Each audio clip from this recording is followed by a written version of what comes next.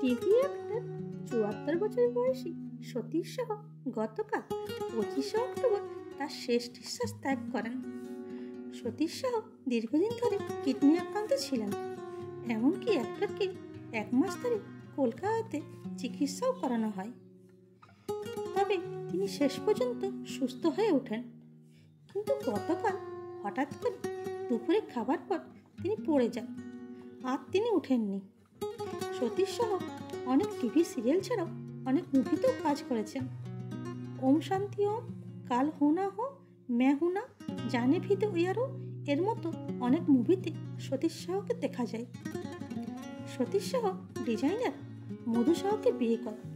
যদিও তাদের কোনো সন্তান ছিল না, তবুও তারা সুখী দাম্পত্য জীবনযাপন করছিলেন। এই টিভি অ্যাক্টরের মৃত্যুতে বলিউডের অনেক অভিনেতাই শোক প্রকাশ করে।